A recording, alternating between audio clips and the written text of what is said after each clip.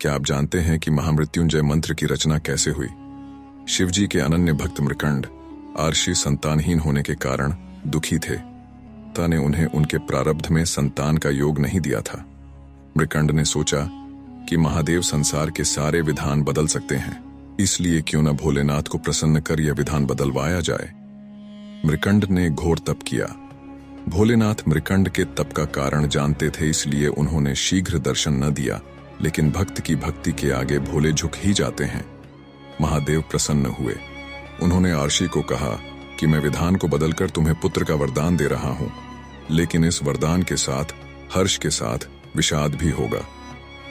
भोलेनाथ के वरदान से मृकंड को पुत्र हुआ, जिसका नाम मार्कंडेय पड़ा। ज्योतिषियों ने मृकंड को बताया कि यह विलक्षण बालक अल्पायु है। इसकी उम्र केवल 12 वर्ष है। आर्षि का हर्ष विषाद में बदल गया।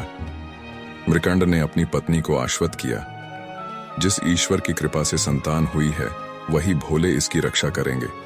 भाग्य को बदल देना उनके लिए सरल कार्य है।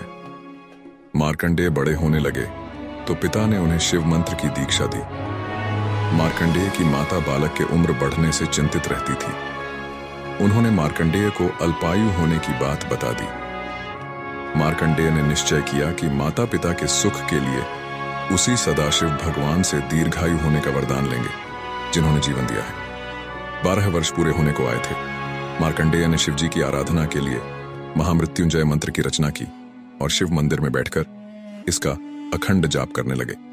वयम त्र्यंबकम यजामहे सुगंधिम पुष्टिवर्धनम उर्वारुकमिव बंधनान मृत्युर्मुक्षीय मामृतात। समय पूरा होने पर यमदूत उन्हें लेने आए।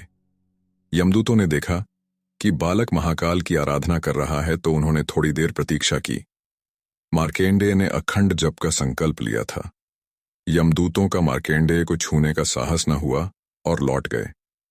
उन्होंने यमराज को बताया कि वे बालक तक पहुंचने का साहस नहीं कर पाए।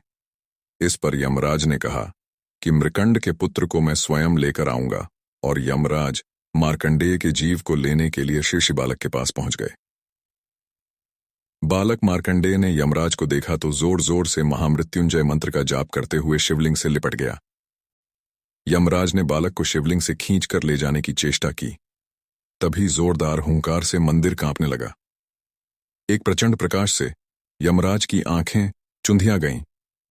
शिवलिंग से स्वयं महाकाल प्रकट हो गए। उन्होंने हाथों में त्रिशूल लेकर यमराज को सावधान किया और पूछा, तुमने मेरी साधना में लीन भक्त को खींचने का साहस कैसे किया? यमराज महाकाल के प्रचंड रूप से कांपने लगे। उन्होंने कहा, प्रभु, मैं आपका सेवक हूं, और आपने ही तो जीवों से प्राण हरने का निष्ठुर कार्य मुझे सौंपा। भगवान चंद्रशेखर का क्रोध जब शांत हुआ तो बोले, मैं अपने भक्त की स्तुति से प्रसन्न हूं, और मैंने इसे दीर्घायु होने का वरदान दिया है, इसलिए तुम इसे नहीं ले जा सकते हो। यम ने कहा, प्रभु, आपकी आज्ञा सर्वोपरि है। मैं आपके भक्त मार्कंडेय द्वारा रचित महामृत्युंजय का पाठ करने वाले को त्रास नहीं दूंगा। महाकाल की कृपा से मार्कंडेय दीर्घायु हो गए। उनके द्वारा रचित महामृत्युंजय मंत्रकाल को भी परास्त कर देता है।